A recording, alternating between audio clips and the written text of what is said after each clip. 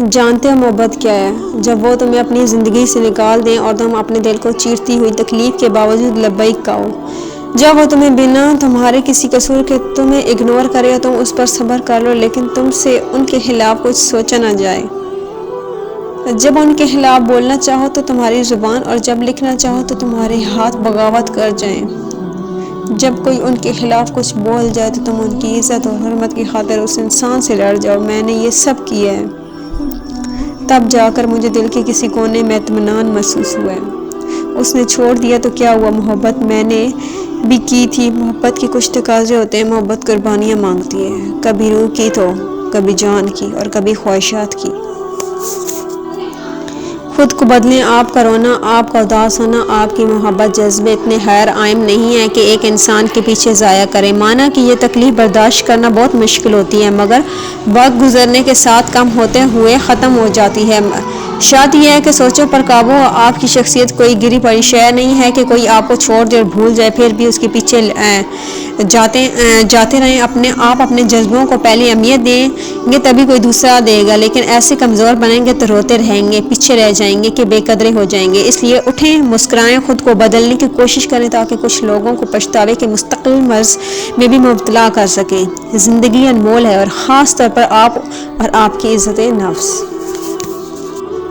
جب ہم کسی معاملے میں اللہ سے مشورہ مانگتے ہیں نا تو مشورہ بھی ملتا ہے اور غیبی مدد بھی، مگر ہم دھیان نہیں دیتے۔ کیا کبھی ایسا ہوا ہے کہ کچھ کھانے کو جی چاہا اور وہ چیز کسی نہ کسی ذریعے سے تم تک اسی وقت پہنچ جائے؟ کیا کبھی ایسا ہوا ہے کہ کہیں سے بھی مدد کی امید نہ ہو لیکن اچانک سے کہیں سے مدد آ جائے؟ کیا کبھی ایسا ہوا ہے کہ اپنا کوئی دھوپ میں لا کر کھڑا کر دے اور اچانک سے کوئی اجنبی سا شخص ہاتھ تھام کر چھاؤں تک لے جائے، نہ کوئی سوال کرے نہ جواب؟ کبھی ایسا ہوا ہے کہ سورج کی دکھتی کرنوں سے جسم پگھلنے لگے اور اچانک سے بارش ہو جائے؟ کبھی ایسا ہوا ہے کہ جو تم نے منہ سے دعا مانگی ہی نہیں وہ قبول ہو کر تمہارے روبرو لا کھڑی کر دی جائے؟ ایسا ہوتا ہے نا، اور مختلف ذریعوں سے مدد بھیجتا ہے وہ، اگر کوئی چیز واپس لے لیتا ہے تو اس کی جگہ بہتر چیز سے نوازتا ہے، وہ معجزے بھی کرتا ہے اور دعائیں بھی قبول کرتا ہے، بس اس کا انداز جدا ہے سب سے، اس لیے کہ تم سمجھ نہیں پاتے۔ کن سے فیکون، وہ مقام جہاں پر ہر قصہ ہر شے اپنی منزل پا لیتی ہے۔ تمہیں کیا لگتا ہے تم مانگ بھی نہ سکو گے اگر وہ توفیق نہ دے؟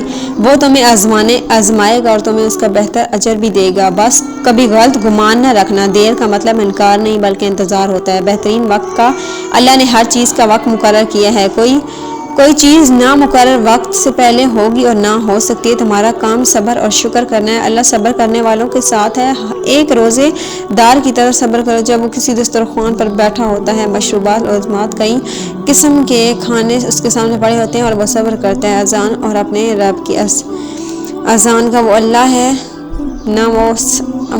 نا وہ سب کر دے گا اور پھر تمہارا دل راضی ہو جائے گا انشاءاللہ۔ جانتے ہو تہجد وہ نماز ہے یار جس میں انسان رات کے اندھیرے میں اپنے اللہ سے ملاقات کرتا ہے، وہ نیند سے بیدار ہو کر اپنے رب کے آگے جھکتا ہے، مگر ضروری نہیں ہے کوئی تہجد پڑھتا ہو تو محبوب کی محبت ہی مانگتا ہو، کیونکہ وہ اللہ ہے نا، اس کی محبت میں بڑا سکون ہے۔ تہجد کی توفیق بھی جناب اٹھنے سے ہی ملتی ہے جنہیں اللہ کو راضی کرنا ہوتا ہے۔ تہجد کے وقت کا سکون صرف وہی سمجھ سکتے ہیں جس نے تہجد میں اللہ سے باتیں کی ہوں، جس نے تہجد کی نماز میں دنیا کی محبت نہیں اللہ کی محبت مانگی ہو۔ تہجد وہ نماز ہوتی ہے جو ہمیں ہمارے اللہ کے بہت قریب کر دیتی ہے، اور تہجد میں مانگی گئی دعاؤں پر نہ کن فیکون کی بارش ہوتی ہے۔ جب بندہ گڑ گڑا کر اپنے رب سے دعا کرتا ہے نا تب اللہ بھی دعاؤں پر کن فرما دیتا ہے۔ آپ کوشش تو کریں اللہ سے دوستی لگانے کی، اور جس دن آپ کی دوستی اللہ سے ہو جائے گی نا تو یقین مانیں آپ کو لوگوں کی ہمدردی کی ضرورت ہی نہیں پڑے گی اور نہ ان کے پیچھے بھاگنا پڑے گا، اس لیے نماز پڑھو، تہجد پڑھو اور اپنے اللہ سے دوستی کر لو۔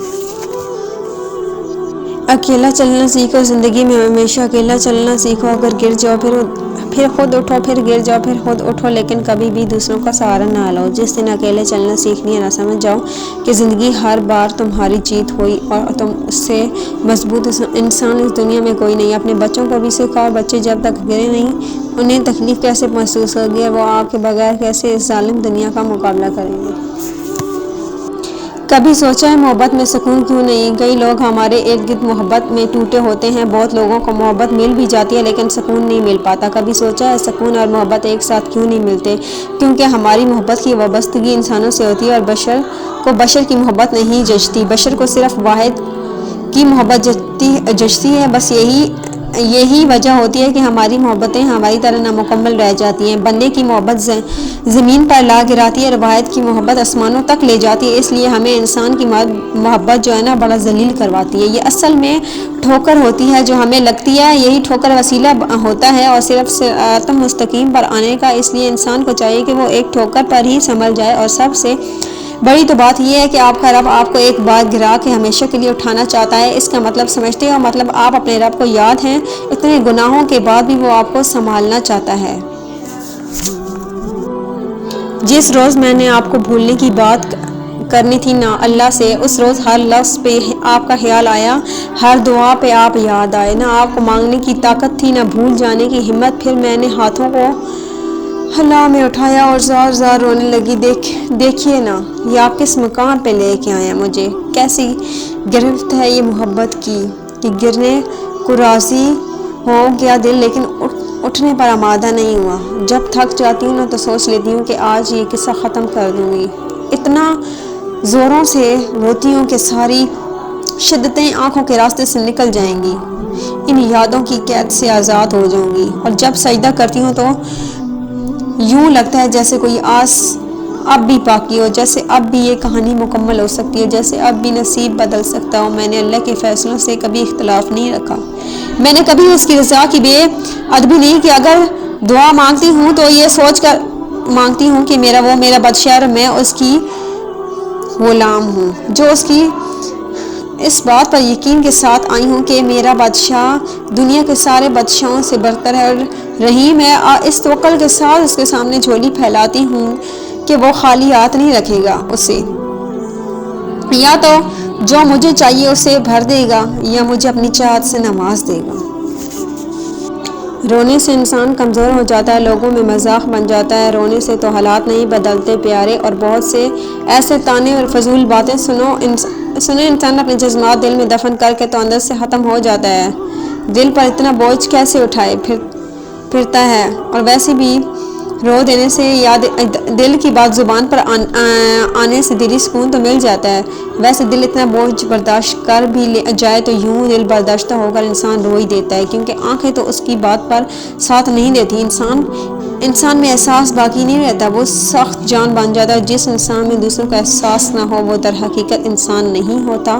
لوگوں کو اس بات کا کبھی اندازہ نہیں ہو سکتا کہ آپ کے دل میں یہ کیا گزر رہی ہے، مگر اللہ تو شہ رگ سے بھی زیادہ قریب ہے، بس وہ آپ کی زبانی دل کو حال سننا چاہتا ہے۔ دل کا بوجھ اللہ کی بارگاہ میں رونے سے ہلکا ہو جاتا ہے، نہ وہ ماضی کا طعنہ دیتا ہے نہ ہی بعد میں ملال ہوتا ہے، مگر دل کو سکون حاصل ہو جاتا ہے۔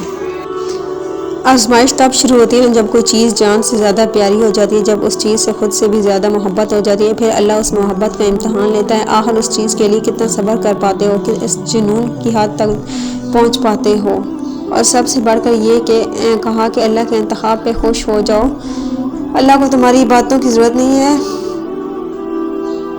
اس کی عبادت کے لیے سارا جہان ہے، وہ تو بس تم سے محبت چاہتا ہے۔ اور یہ بتاؤ پھر جس محبت کا وہ حقدار ہے، کیا تم اس سے وہ محبت دے پاتے ہو؟ آزمائش مختصر ہوتی ہے، پھر وہ ہر چیز دگنی کر کے واپس کر دیتا ہے، مگر تم یہ بات سمجھنے میں بہت وقت لگا دیتے ہو، تبھی تو تم اکثر بے سکون ہو جاتے ہو۔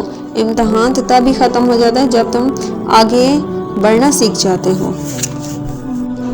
محبت لوٹ کر آئے گی اگر تمہیں کوئی چھوڑ دے تو چلاؤ مات، صبر کرو، اگر وہ تمہارا ہے تو وہ لوٹ کر تمہارے پاس ہی آئے گا، اور تب تک کا صبر تمہیں اللہ کا بنا دے گا۔ اور اللہ والے دنیا والوں کو کھو دینے پر رویا نہیں کرتے، صبر کرتے ہیں۔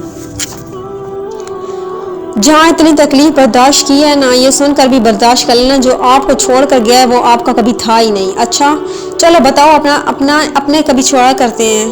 نہیں نا۔ ماں اپنے بچوں کو کبھی چھوڑتی ہے؟ نہیں نا۔ تو وہ 70 ماؤں سے زیادہ پیار کرنے والا ہے، وہ کیسے آپ کو اکیلا چھوڑ دے گا؟ وہ نہیں چھوڑے گا، وہ کبھی نہیں چھوڑے گا، وہ رب ہے۔ یقین رکھو، صبر کرو، جو آپ کو چھوڑ کر کسی اور کا ہوا ہے نا، وہ اس کا بھی نہیں ہے اور نہ کبھی تھا۔ اس دوسرے کو چھوڑو، وہ تو خود کبھی نہیں ہے۔ جہاں اتنی مخلص پیار ملنے کے بعد اس پیار کو ٹھوکرا آیا نا، تو کیا تم خود کے ہو نہیں نا تو تم کھو چکے ہو اس بھیڑ میں. جب تم اس بھیڑ سے نکلو گے نا یا نکالے جاؤ گے تو سب سے زیادہ تکلیف پتہ کس کو ہوگی؟ اس پہلے والے شخص کو سوچ کر ہوگی.